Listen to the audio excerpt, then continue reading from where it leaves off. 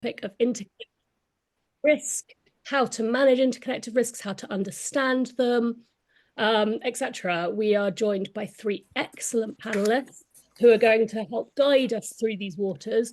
A couple of quick housekeeping notes before we start. Firstly, if we're aware that we were live a bit early there, so apologies for that. And I hope you found our discussion of the best risk books of today interesting while we winded down that time. Secondly, questions are open. Please do ask them. I will come to them throughout the webinar. So if anything kind of crosses your mind, just type it in the question bit and I will put them to our panelists. So I'm going to go around each of the panelists and just ask them to introduce themselves, give a bit of a flavor, give their job titles, talk a little bit about what they do, and then we'll kick on with the presentation. Ian, coming to you first. Yeah, thanks, Sarah. Hi, everybody, and yeah, hope you enjoyed the pre-conference entertainment.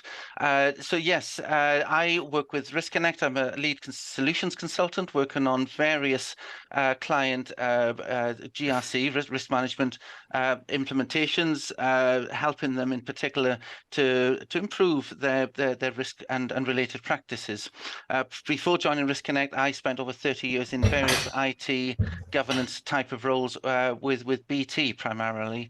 So I've walked the walk. Now I'm working with clients to help them often move off spreadsheets, but definitely get the best out of their risk management practices. Can your job title, perspective, role, remit? So in short, let me not bore you. First of all, thank you at all, StrategicRISK and riskonnect for giving us the opportunity to share our thoughts on this session. I am currently the enterprise risk manager in the Sabancı Holding. It's one of the, let's say, biggest conglomerates in Turkey. And also I am the board member of the Turkish Risk Management Association. And before, this is my 16th year in the sector.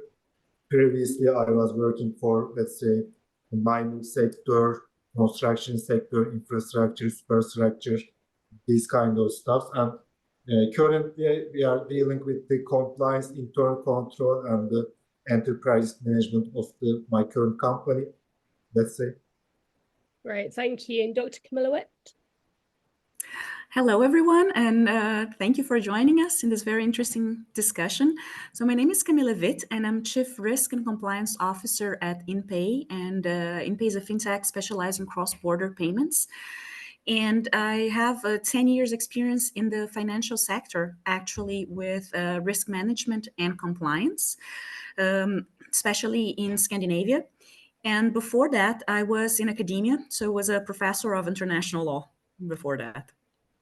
Lovely. And just so everybody knows, I'm Sarah Benwell. I'm the editor of Strategic Risk magazine, and I'm our sort of host and compere for today's session. So I'm going to go to the questions I've been thinking about in advance of this first. The interconnectivity of risks is something that is a really hot topic at the moment. I'm seeing people talk about it more and more, but we've always kind of known that risks are connected and threats have always impacted each other. So why are people so fixated on it now? Is it because risks are becoming more intertwined, or is it something else? And if it is that they are becoming more intertwined, why is that?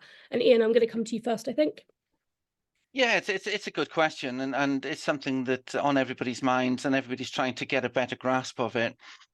Personally, I'm not convinced that risks are becoming more entwined, as you kind of alluded to. I think they always have been to a very high extent. I think what's happening is people are now acknowledging and appreciating the ramifications of that, and doing what they can to understand those consequences and interconnections. Even getting your head around the concept of multiple risks having some sort of impact on each other can be very challenging.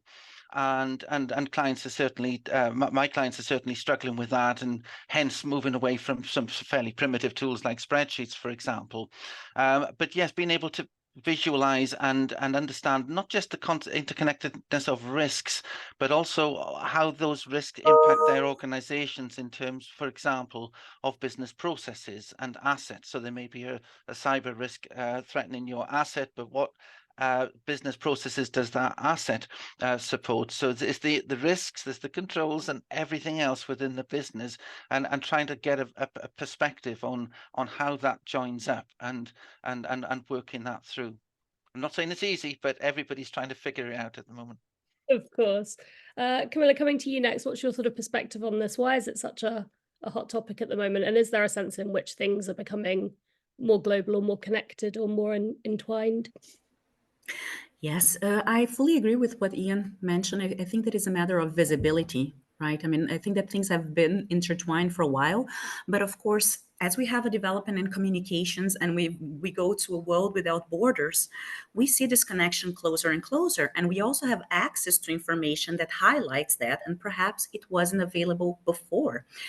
One of the, and also, I mean, like criminals also make use of technology. For instance, we have seen a rise in phishing attacks because now they can be easily and accurately translated into minority languages using AI, for instance. So I think that this technological development has helped us to notice some risks and deal with some risks, but it has also given tools to, for instance, criminals to enhance our risk exposure. Makes sense. Volkan, what's your take? Yeah, thanks, Sarah. Maybe my response to this question will be at the start will be a little bit humble and the cliche, but the world is more connected now. But I want to share data with you. Today in the morning I checked the web and I see that today there is around in the world globally 330 million company now in the world. This number was 20 years ago, just 20 years ago, I think tens or 20,000, tens or 20 millions, something around that. So in a very short period of time, we see that there is a lot of huge jump in the companies. What that means, since I am currently working in the manufacturing company, I will not go through with some technical aspect, but there are inputs, there are process, and there are outputs. Normally the tradition was that, but now we see that there are inputs of inputs and outputs of outputs, and for every inputs of inputs and outputs of outputs, there are companies. So there are in the web, in the companies, there are a lot of companies, and all of these have dependent on their output. So what that means, anything regarding, let's say, our upstream and the downstream, that there is a risk occur that affects us. Let's say in the supplier part, if some risk occur that directly affects us. This is the first point, I guess. Now there are a lot of companies in the sector, and secondly, most of the companies now are not working locally. Most of them are global. They have global footprints, let's say, like us. So anything occur in these geographies directly affect those companies. So from that point of view, also risks are very interconnected also. And finally, the degree of the connectivity, you will also appreciate the evolution in the digital area now. It also speed up the connectivity of these events. Because of that reason, I see that for the next couple of years, the work of the risk managers will be very tough. I agree. It is going to be hard. Camilla, I'm going to come to you next. I think, why is this interconnectivity so important? And are there any examples you can point to, either from within your own company or from within your sector or a previous company you've worked at, that kind of demonstrates just why it's so important to understand the connections between risks and what perhaps some of the consequences might be for not doing that work? Of course. Thank you, Sarah. Well, I have dealt with ERM, but I have specialized in financial crime prevention. And that is an area in which you for sure see the interconnectivity of risks.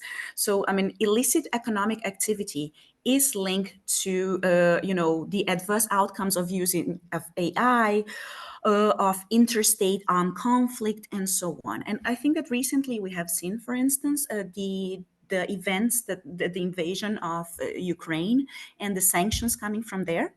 And we have seen a risk of sanctions evasion because we have seen the money that was usually flowing through certain routes, flowing through our other routes. So if you're not aware that some countries might have, controls that are not strong or a different risk appetite, you might actually, breach sanctions prohibitions because you're not aware of this.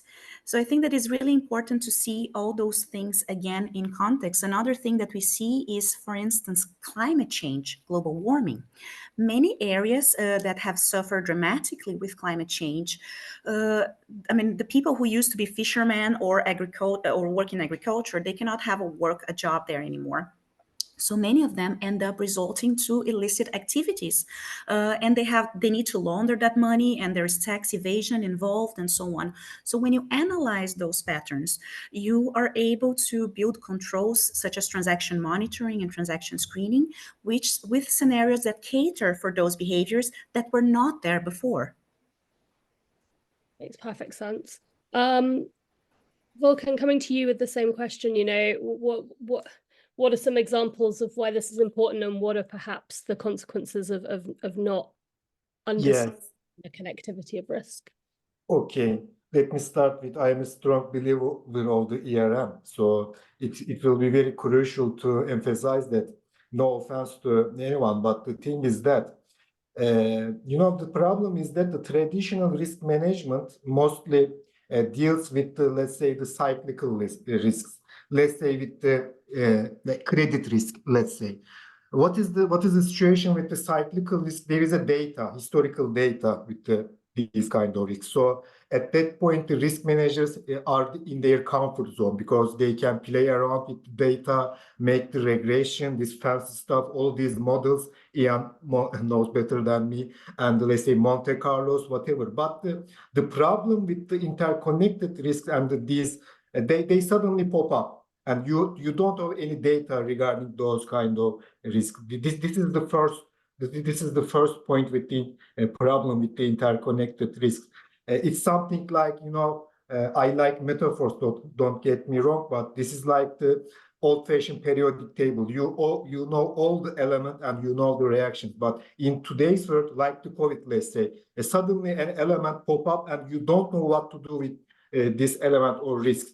So at this point, I think ERM has lots to do because the core, I will not go along with the ERM now with this part of the question, but the ERM, I think, has a lot to do with this approach.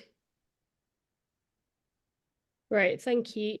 Ian, would you like to jump in? Yeah, sure. So Volkan mentioned sort of the interconnectivity of risks. Camilla mentioned some of the geopolitical type of issues and conflicts within the world, and naturally these are having unforeseen not just impacts, but sort of indirect impacts, consequences of the impacts as well. So as a case in point, I mean, if you were a small business owner and you had a tight budget for your sort of wage bills, your heating bills, your supplies, etc., and a huge dependency on certain products coming through the supply chain, then you could be hit in many different ways by any sort of geopolitical conflict. We're seeing that even now in the Red Sea, for example, and the Suez Canal, and so on. So these things often can be unpredictable or very difficult to predict. And Camilla also mentioned AI. These are interesting and exciting tools that we can use. Examples I see as well, most of my clients now, many are focusing on supply chain management, third-party risk management, and not only their own direct supplier risk, the risk that they are exposed to through their suppliers, but their suppliers. So the fourth-party consequences. And that's a good example of the interconnectedness of risk. You may not be aware of a risk that some organization somewhere is incurring because you're not dealing directly directly with them, but it just so happens some of your suppliers maybe, and you get caught out that way. Very difficult to manage that. I want to make the point as well that this is not just about negativity. If we think about COVID, obviously COVID was a terrible shock. It was you might say it was a black swan event. Many would argue with that, and we've all seen the negative consequences of COVID. But we've also seen some opportunist organizations who have made a lot of money out of it. But we've also seen other opportunities from and benefits from what seems to be a negative event. So even the impact on the planet, basically. I mean, Camilla mentioned climate change, but the consequences of working from home, for example, was in many respects is a benefit, and even how pharmaceutical companies move quickly to respond and become more innovative. These are spin-off consequences, beneficial consequences of what might have be seen as a negative event. And you could put that in any business context, that those who thrive often are the ones who are primed, ready to seize opportunities. So it's not just the negative and how we protect, but also are we ready to exploit opportunities unforeseen that might be presented from so-called risks. So yeah, we often forget the positive side of risk. So I just want to bring that out as well. Thank you. Okay, I've got an audience question, which is a great precursor to the next question I was going to ask, so I'm going to ask them together. And Volkan, just to warn you, I'm going to come to you first. So Sohail Hassan says, what is the best way to capture and identify risk interdependencies? And I'd like to add to that, you know, are there any tools or solutions that you think work particularly well, or any that should perhaps be abandoned because they don't work particularly well? So how do we get to, we understand that the world is connected, we understand that risks influence each other. How do we pinpoint those connections, and how do we kind of start trying to map and measure them and capture them? Okay, so this is a very good question, because my boss is also asking the same questions me regularly. The thing is that we are all talking about these interconnected risks, and they are also the upper management and the boards of the companies are asking, okay, risks are more connected, but so what? What can we do regarding those? So the thing is that I also reference to Ian's point that we always think of the risks like we need to avoid from this risk, but the thing is that maybe we have to embrace the risk, because every in the sector, every company face those kind of risks like the COVID, but it differs how you manage those kind of risks. The opportunity side is very important, and when it comes to let's say there is no one size fits all the solution regarding this, but I put the communication and the culture in the first place regarding this, because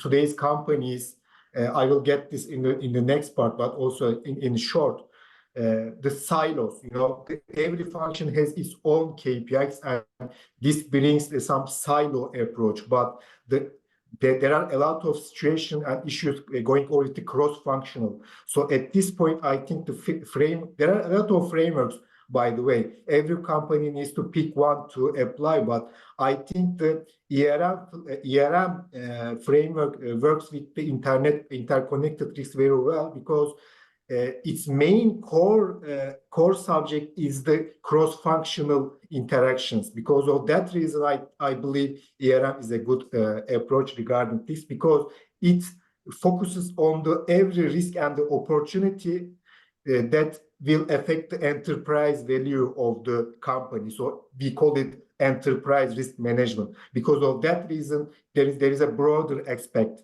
of in the ERM approach, I guess. And let me cut at this point. Maybe I'm going too long, but this is my point of view. Thank you. I'm just going to ask a quick follow-up question, which has popped up in the chat as well, and then I'll weave that in for everybody else when they answer this. In terms of like the physical mapping of these risks, somebody has said, it's an anonymous question, but they've said, any tips or examples on how you can kind of map this interconnectedness brackets without it looking like a plate of spaghetti and meatballs? So is there anything that you can point to in terms of like how you actually Yeah, that basically. I think they've expressed it really well, to be honest. Okay, this is directly me to or Yeah, to you, and then I'm going to come to everybody else. Because I think it's okay. part of the same sort of discussion, to be honest, and then I'll. Okay.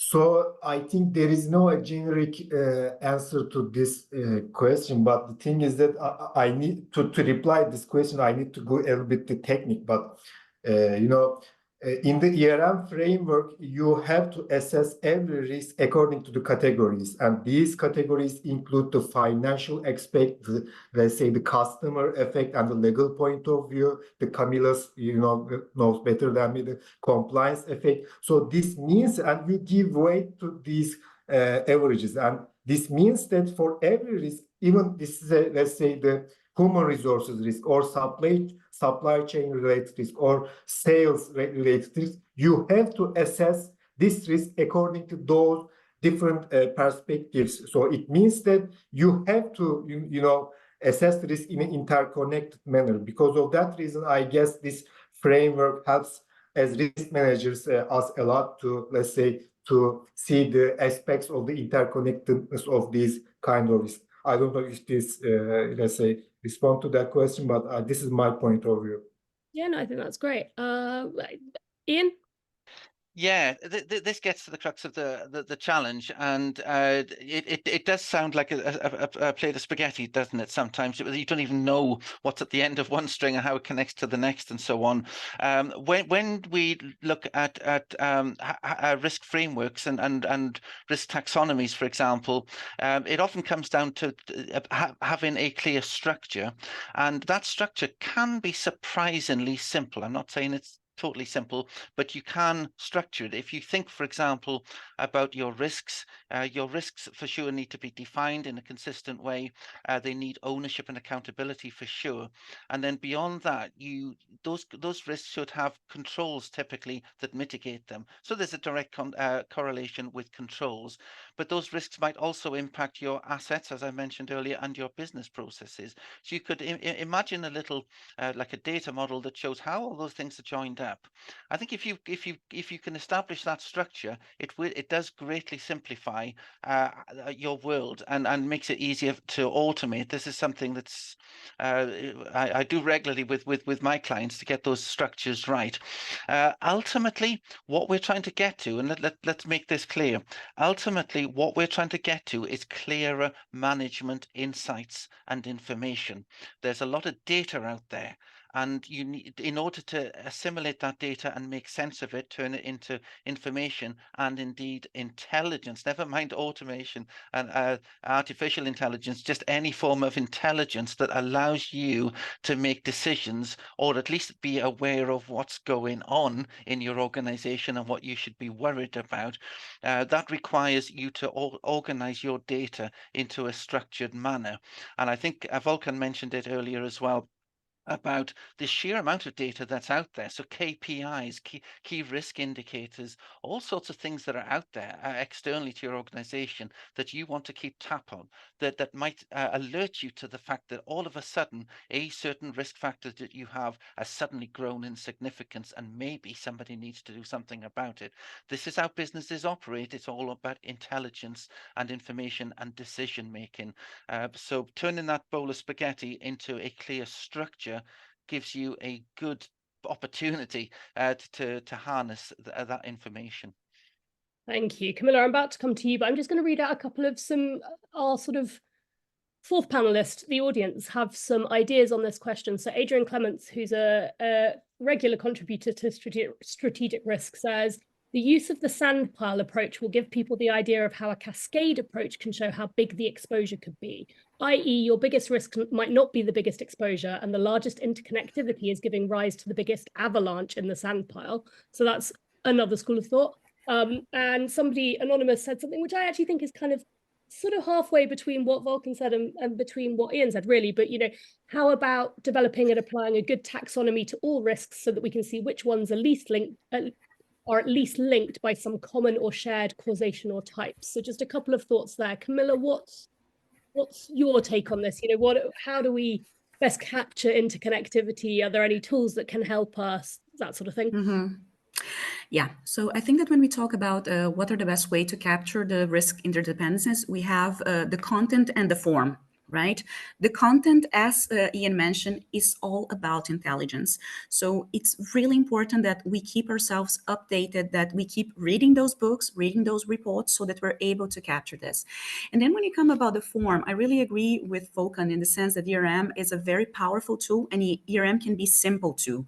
So here, if you link your risk taxonomy to what makes sense to your business, because there are some risks that your business is not going to face, right? I mean, credit risk and so on. Maybe it's not. If you're making soap detergent, this is not going to be applicable to you. But you really need to understand your business, and in order to understand your business, that is the part that Volkan also mentioned, and the communication and the culture.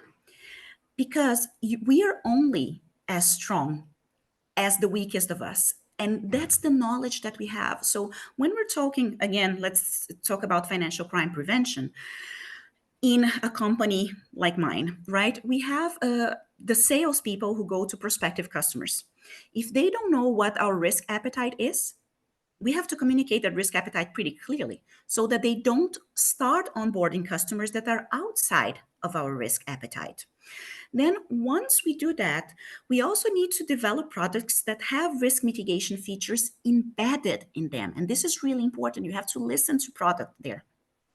Operations, funds management, they're vital in understanding the impacts of risks. And then the taxonomy has to be enriched also with how do you capture the incidents? Because quite often we have a vague idea that this is something really bad, but perhaps that's not backed up by the data that we have of how many incidents actually happened in the last year for that. And finally, we need to have a very good plan for what happens when we breach a key risk indicator. What are the actions that we then take? Is this really bad or isn't it that bad?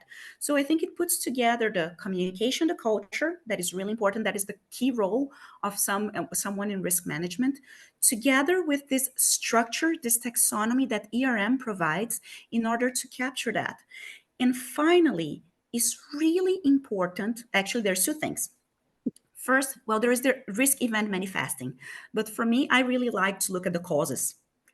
Because many of those risk events, they are sometimes when you present it to the board of directors, you focus on the risk event. But let's look at the causes, because sometimes the causes are the interesting thing to look at. And finally, you need to understand how do you communicate that to management? Again, as Ian and Volkan said, because they are the ones that are going to give the buy-in to allow you resources to mitigate that risk across the organization. Lovely. I think that was collectively a really good answer to that question. Where to go next? Actually, I'm just going to bring in another another panel question, but it is an anonymous one because I think it pertains to what we've just been talking about. So it's more of a comment than a question, but I think there's a question in there. So it says, some say, brackets including the IRM, that structuring data isn't enough. We can't manage the complexity of that anymore, given the nature of the risks and their velocity. Unstructured data may be the solution using natural language processing / AI. So I guess thinking about tools a little bit, what role does technology, artificial intelligence, things like natural language processing play in kind of capturing and managing and understanding the risks that we face as an organization? Ian, I'm going to come to you first because you nodded. So yeah, I saw the question. I thought, wow, that's a great question. It's a great comment. I have to put my hand on my heart and say I'm a stickler for structure. I've always worked to it, and I've always found it's worked for me. And so I think dispensing with structure is not particularly helpful. I don't believe, but I accept the point about NLP, neuro-linguistic programming, and artificial intelligence. My experience is even those types of tools require something to work from, so some degree of structure. But it's a fair point, maintaining a structure or maintaining the data within a structure becomes an industry in its own right if you're not careful. But having an underlying structure makes other things possible, including AI. AI will work on structures, but it's picking up again on how we process the data that's there. We have a lot of data currently. We've touched earlier on things like Monte Carlo analysis, and I'm picking up on another point made about the consequences and causes and the unpredictable events. So there's a tail event sometimes that you might see from a Monte Carlo analysis that we focus on the main, most likely occurrences, and based on the 1 to 5 sort of scales that we use, and we often miss some of the things that are going to hurt us most.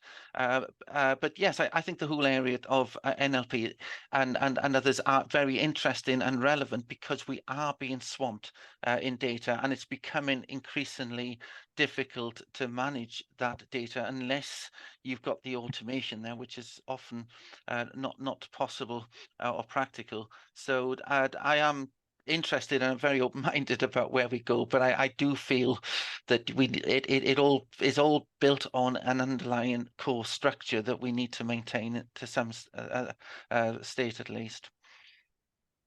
Where next? Volkan, what's your view on this? What's the role of AI, NLP, etc. in understanding, managing connected risks, process, accessing data that's out there, etc. Okay. So I will try to do my best to give a relevant response to that question. But my point is that regarding this AI issue and the tools, whatever you use for your risk management process, it all starts with the quality of your data. It's very crucial because that it doesn't matter which model you use or which tool, the best tool you use, invest. But the thing is that the garbage in, garbage out. If you don't, let's say, increase the quality of your data, you will not get, let's say, accurate solutions from your problem. And the thing is that I will not say that AI is a hype. AI is the reality of the today. I agree with that. But the thing is that the companies shouldn't, let's say, compete with the AI technology creators. They have to use it as a tool. Excel is also a tool for our, let's say, frameworks to use. For some risk, you can just use pencil and paper to, let's say, assess those kind of risks. It doesn't matter for us. But what can I say? I don't want to underestimate let's say, the involvement of the tools. But what can I say in the positive side? Investing in the risk management tools have a greater contribution from the other functions, I believe, from the other functions, because the risk management is at the center of the data insight, because from every function, there are data flowing to the risk management department. So it means that if you make any AI or whatever the tool you use, it depends on your requirements. Every dollar you invest in the risk management side, let's say investment AI or tool in our company, let's say risk management is leading the AI related project, let's say. So let me cut to the chase. Every dollar you invest in the risk management kind of related tools, you will get better return on investment from other, maybe double, maybe 3 times, because as I said before, there are a lot of data insight coming through as a traffic point from the risk management area. If companies understand that, if they invest in the risk management side, let's say tools, it will exponentially grow, what I see from my point of view. Camilla, what's your take on this? What's the sort of role of AI, NLP, unstructured data in particularly kind of understanding interconnected risks, but also just risk management generally, I guess? I think that, again, they are great tools. However, I firmly agree with my peers here. At the core of AI is good data and good data governance. And I'll give you a very simple example. Imagine that the simplest thing that you want to do with AI, I want to have a chatbot in my company to answer questions from the employees. Well, the first thing that I need to do is label my data internally to know what information is available to everyone, what is confidential, because if someone asks how much of a bonus did the CEO make last quarter, it's probably not the kind of data that we want to share with everyone. So, even this very simple use of AI requires data governance and discipline here. It is, as Ian said, the core structure. That being said, I think there is great opportunities. Two things that I think that AI can help a lot is, one of them is pattern identification. So if we see some incidents that are repeating, what can we look at some pattern identification, forecasting of new patterns, new behaviors, trend forecasting. I think that AI is great for that. And also another thing is visualization of that. Because, quite often it's the spaghetti with the meatballs, but quite often we spend a lot of time compiling a lot of data, a lot of the things from the Excel spreadsheet in a way that people can understand. And I think that AI is great for that, because I can say, okay, can you please make a graph or a slide that shows this and portrays the interconnectivity of that? And visualizing things is a way in which many people comprehend them. So for me, those are very, very important uses, like immediate users. First, pattern identification and pattern prediction, and the second one, visualization. Lovely. Can I pick up on one of those points as well, Des? Of course you can. Yeah, I think that there's some good points there. And again, I would sort of take this further and say with, apologies, I got NLP wrong. It's the natural language program. I've been reading an article on other stuff lately, so my apologies for that. But the principle is still the same. AI has great opportunity across a swathe of areas of our lives. A lot of obviously concerns about the potential dangers, but I'm not going to say they're being over-egged. I think a lot of people are making a big fuss about stuff, and we need to be careful. We need to understand the risk that we are getting ourselves into, but far and away, AI gives us greater benefits. From a risk management and a GRC perspective, we've talked about the concept of all this data that needs to be analysed. Camilla makes some valid points as well about the not just the labelling, but the pattern identification, which builds up on the old sort of data modelling and pattern analysis and so on, and trend forecasting. There is so much data out there, and I've yet to come across a risk management or a governance, risk and compliance team that is over-resourced. So we are short of resource. So any tools that can help us to cut through all this data, to look for patterns, to analyze contractual documents with third parties, regulatory compliance documents, legal and regulatory documents, as they become on board, to see where we may have gaps. Anything we can do to improve and our understanding of the interconnectivity of risks should be beneficial. It's a question of how we use those tools to best use. But I think this whole area is ripe for transformation in a very positive way, and it's a very exciting area, processing all that data that we have. So let's embrace it, I say, and move forward with it. Great. I guess we've sort of touched on this, but perhaps not entirely. But I guess I just want to turn to look a little bit at, it's one thing exploring connections between the risks that are on your radar and that you know about, but as we all know, and has been so often and consistently proved, it's typically the risks that we're not expecting at all and that come out of nowhere that cause the most damage. And I guess it's kind of it's a two-way thing. Like, how can you plan for those risks, and can exploring interconnections between risks perhaps eliminate some of that risk? Because quite often I think those unexpected risks do come out of kind of things happening at the same time or influencing each other, and that's often where it sort of snowballs out of. But what role do unknown risks and unexpected risks play in this picture? Camilla, I think I'm going to come to you first. Yeah, sure. I think it's a very, very good reflection on that. How can we plan for the unexpected risks? That's what all risk managers want to hear, right? That's our job. And I think that, again, it comes to the awareness and the culture, because I mean, you cannot prepare for everything that can go wrong. But if you know your business well, the more you know your business, the more you talk to the people in your business, the higher the chance you have of understanding, a fair amount of the risks that might hit you. And then it comes the other part, which is resilience, preparing for when something happens that is not predicted.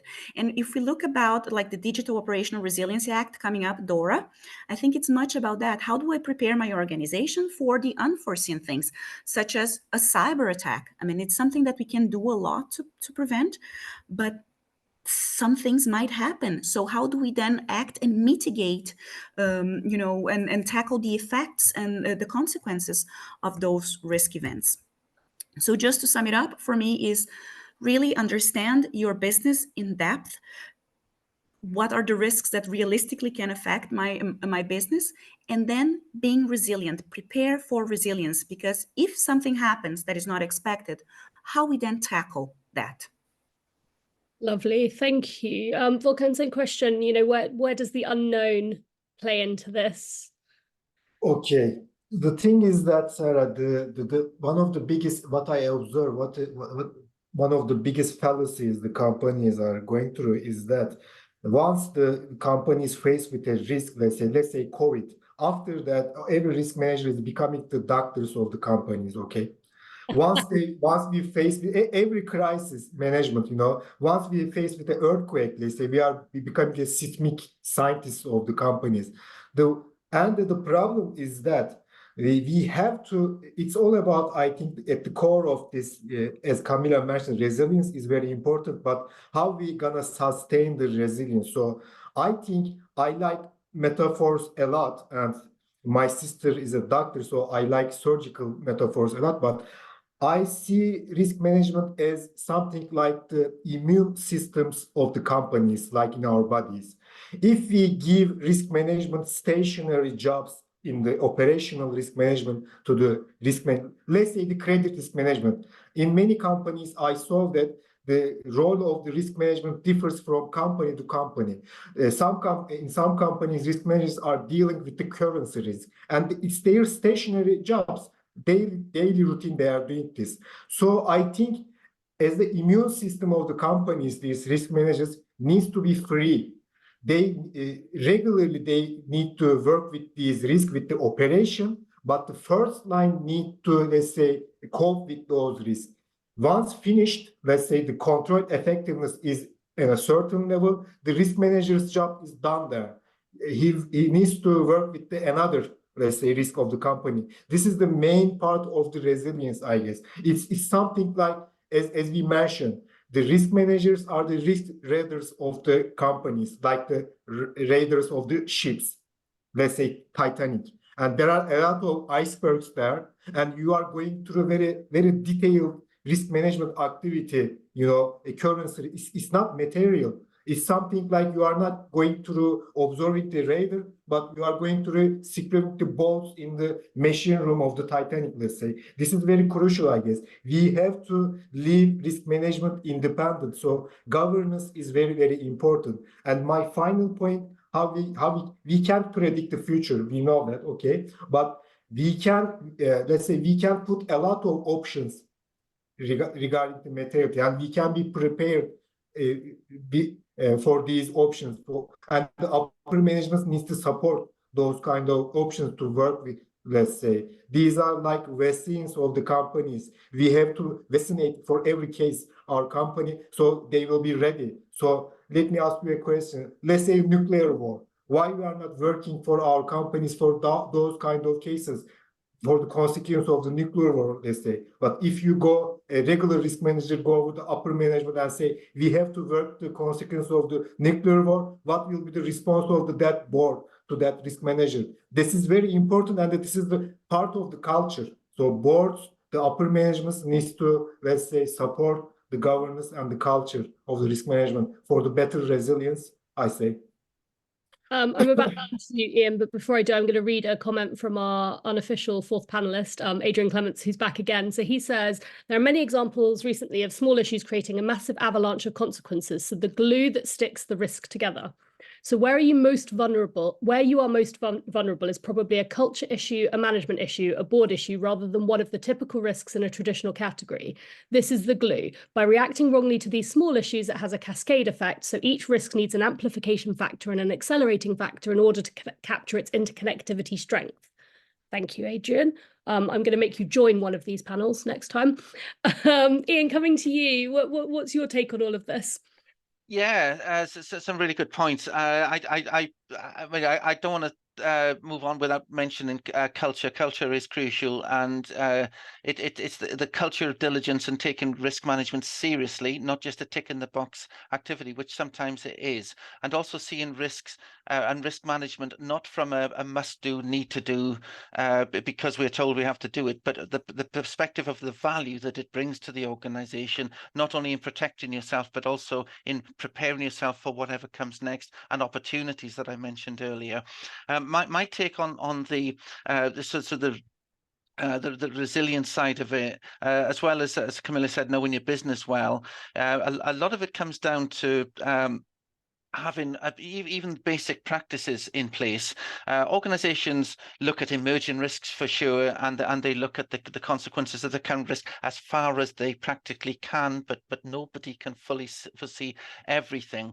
I spent a few years, as I mentioned in the introduction, working in the cybersecurity risk management space, and it was always seen that within cybersecurity, you may think it's a highly specialized subject, and in many respects it is, but much of the risk management practices comes down to doing the essentials effectively, like doing proper password management, doing your patch and vulnerability management properly, and even things like training and awareness, as well as the cultural aspects. And to a large extent, your risk exposure is reduced substantially, probably 80% or more, just by doing the basics right. The hackers, the bad actors out there, kind of give you a wide berth if you don't make it too easy for them. Make it that little bit harder, and they're less likely to come to you.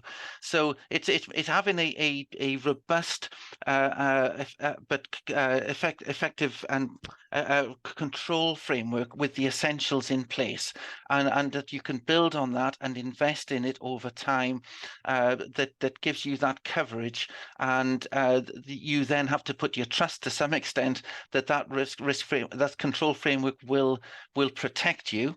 You have to be on your guard, of course, for the ongoing types of incidents and issues. Incidents point you to things that are going wrong that you need to be sure your defenses are strong. And if any of those defenses are breached at any time, then for sure you need to investigate and do something to fix them or improve them or plug the gap or whatever. So it is a constant journey, but having a sort of a defense framework in place goes a significant way to protecting you. You cannot protect yourself from everything, and some organizations struggle with that concept and often try to push it too far. You have to, it's risks and rewards again, and getting the essentials covered. But that's what I would say. I'd like to I've lost the comment now, but yes, some of the comments also from Adrian and others, things like reputational risk, for example, it's a big thing, and most organizations I work with would have reputational risk as one of their key enterprise risks, and impacted by many different factors. Again, third party are the ones that often you have the least control over, but I do see reputational risk being very high up these days, and often one of the justifications for investing more heavily in effective risk management. Yeah, I guess reputational risk is the ultimate interconnected risk, right? Because it's not actually its own, it comes about as a result of other risks always. It's because you've done something else. So it makes perfect sense. Right, we're running short on time. We've got about 10 minutes left. I would like to try and squeeze 2 questions in. So if we can keep our answers succinct, then I might be able to do that, but let's see how we go. I'm going to take this audience one first because I think it's great. So Sahel says, after identifying the risk interdependencies, which we talked about a lot, what is the next step after that? Do you reassess the severity of the risks, or do you use that information for other aspects of risk management? So I guess we've worked out how our risks are connected. So what do we do with that info? Volkan, you first, I think. Okay. Again, a little bit technical question, but let me try to respond to that. In our company, my key message to, let's say, the operation and the function is that what I'm trying to do is that I am for every kind of risks. Okay, I'm trying to make ourselves redundant in every let's say in every line of the functions. Let's say this can be supply chain, this can be human resources, that can be sales, whatever. What I'm trying to, let's say is that being redundant, what it means. So we can't manage every risk of the company. We are sure on that. Okay, so the thing is that the risk needs to be controlled at the first line, at the first level of the companies. So at that level, since we find, let's say, interconnectivity of those kind of risks, somehow we need to find the relevant, let's say, response actions and who is gonna be responsible regarding that action. Who will be the owner of that control point at the first line? We have to find that. Because, as I mentioned before, there are millions of controls regarding the risk management in the company. As risk managers, we can't own all of them. And regarding the materiality impact and the, let's say, possibility analysis, we have to do this with the risk owners of the company, and these are the functions.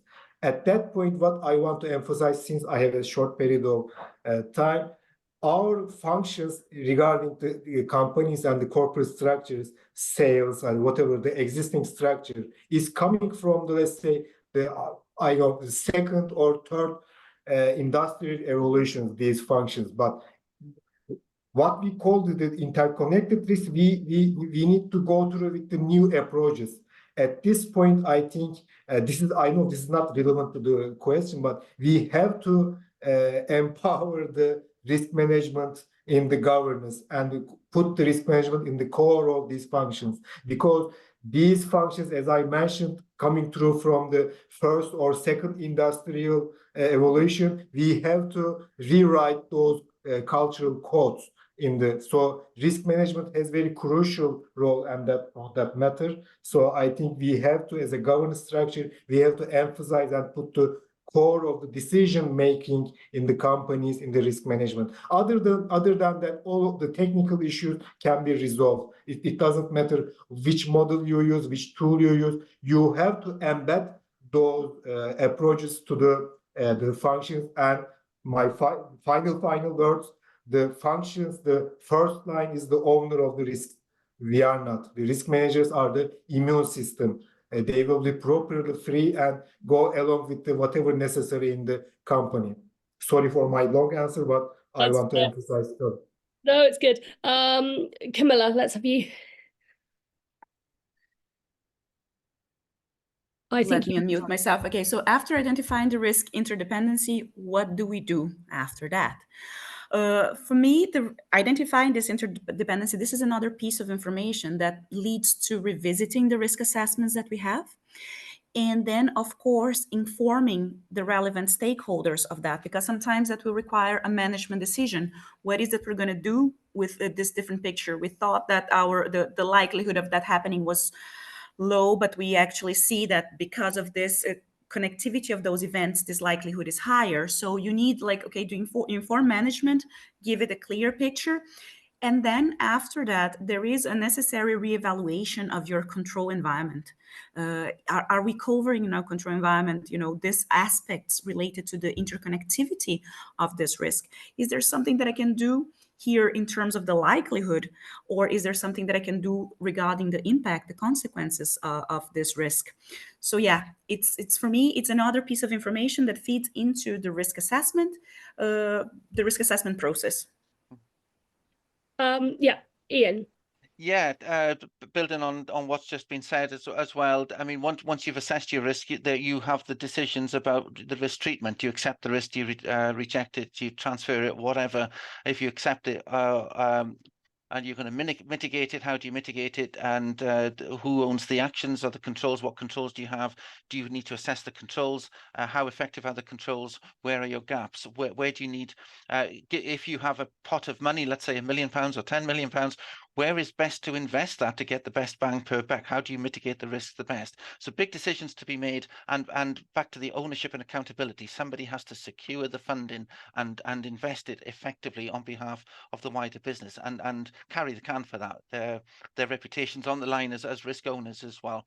So it's an ongoing process. It picks up various things mentioned in frequency, but also velocity of approach of the risk, as well as how it fits within your tolerance levels and overall risk appetite. All these things have to come together in a consistent manner, repeatable manner. So yeah, keeps us busy. Yeah. I don't, will I get another question? Maybe I might just come to one person. So stick your hand up if you want to tackle this one. But I just want to really quickly touch on the risks that come with certain mitigations, because I think this is something that people really often overlook. So, you know, for instance, you let everybody, you have work from home policies to help with managing your COVID risk, but then that shoots up governance risks, for instance. So how can people start thinking about the risks that come as a result of their mitigations and how that might impact other risk areas? Who fancies it? Who can do it quickly? Okay, I'll say something quickly. Yes, all mitigations come as with some sort of cost. It requires effort, sometimes funding, but there are also consequences. So whatever mitigating action you take, you do also, you know, you have to be mindful of the consequences in terms of additional risk stemming from that. But this is where the risk mindset comes in, isn't it? And I often make the comparison between a small businessman or person who risk is their bread and butter. Every thought is about how do I keep my business floating or whatever. Whereas often in a corporate world, in my experience, you tend only to think about the risk the day before the quarterly management meeting and have I updated my records, right? So do you think about risk constantly or only occasionally? And I think if you have that right mindset, you will be always conscious of the consequences of everything you do, including mitigations to other risks. So it becomes a natural mindset. Lovely. I'm actually going to come to the other two. Just leave us with a final thought as well, because we've got 3 minutes. So if I come to each of you and you just get what sum up this panel, what should people go and do? What's your final thought to share with everybody who's joined today? Camilla first, then Volkan. Well, first of all, again, thank you everyone for joining. I think that this has been amazing. Again, I think that it's a lot to do in awareness, in understanding. So, you know, read those papers, read those books, get the knowledge, and get the knowledge from the business in which you are. So for me, that is fundamental. Understand the business and think about, again, this risk and opportunity, because I used to give this very kind of example that, you know, I mean, if you're going for your dream road trip, driving a Ferrari to Italy, you know, before you go, you need to probably stop by a mechanic to do a checkup in your car, check the weather forecast. Is it going to be raining or not? You cannot predict everything, but you can look into a lot. So do that, and structure is there to help you. It's not just a bureaucracy. It can really help you. Volkan, and at the same time, I'm going to loop back around because a few people have asked for the names of the books. So Volkan, if you can leave us with a final thought and the book you mentioned, and then Camilla and Ian, if you can also, with very little fanfare, just the name of the book and the author, that's really good. Yes, with your permission, I will start with that question regarding this interconnected risk mitigation. I will make it short, believe me. The thing is that in our company, what we are doing, even every function has its own risk responsible in our governance structure. So in every risk decision mitigation strategies, let's say it's a sales risk or whatever, we are coming in the table. There are every risk responsible from those functions. They are available there, because even it's a sales risk, the human resources department responsible is at the table. So because of that reason, we can assess the interconnectivity, and they are assessing all aspects of these mitigation, let's say, activities. So this was my response to that. Regarding the messages, again, as Camila mentioned, it's very motivating seeing a lot of people interested in the risk management discipline and in the corporate sector. But the thing is that I think the governance is very important. The companies shouldn't focus on, let's say, specific risks and build up their framework and the risk management governance according to that risk or that hype. We have to rely on our basics, and we have to, let's say, put risk management in such a positioning of the risk management is very crucial. So somehow we have to pay attention. The independence of the risk management also is very important. You have to make your risk management function independent so it can challenge the risk management activities of the control functions, and the culture. If you don't embed this risk management activities in the culture, it's nothing to do with what tool you are using or what framework or what risk management activity you are doing, but the culture is very important. So the ton at the top, this is a cliche, but the ton at the top is very crucial. It all goes through it at the end, the ton at the top. The board support is very important. Lovely. And what was the book you recommended? It's gonna take 30 seconds, but for the people who have asked in the question, what was the book everybody recommended? Can you go first, Volkan? Can you remember? It was The Failure of Risk Management by Hubbard, Douglas Hubbard.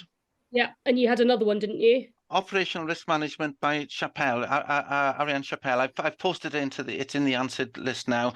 Just if I can make my comment, just to say to everybody, the next steps, we are all on a journey. We're all trying to get better at this. And the fact that you were on this webinar at all means you're taking that journey seriously and you're very much part of it. So thank you so much for joining us. It's been good talking to you. Thank you. Camilla, what was the other book you mentioned? So I'm a big fan of Hubbard. I actually mentioned that in an interview recently. I mentioned that book, The Failure of Risk Management, but I'm also a big fan of reports. So the Global Risks Report from the World Economic Forum 2024 is an amazing read regarding interconnectivity of risks. Lovely. And Volkan, you had a report as well, you mentioned, didn't you? Maybe I can. I couldn't recall the author, but I can. The GOT portfolio. It was written by the president of the Directors and the Chief Risk Officers Institute in Europe, the president of that institute. The GOT portfolio. I think I can suggest. Lovely, thank you. I'm really sorry we've run a couple of minutes over. I want to thank our audience so much for joining us. Thank you for all the amazing questions. I'm sorry I didn't get to all of them. I've written them all down, so we might address some of them in a interview or blog style late in the next couple of weeks, particularly around intangibles, because there were a lot of questions around that. Thank you mostly to our panelists who have shared their insight and been so excellent and so open and so willing to talk through what is quite a difficult and complicated area and hopefully shine a light on some of the things that people can do to make that more straightforward or use it to create opportunities even. So yeah, thank you to our audience and our speakers, and yeah, that's it from us.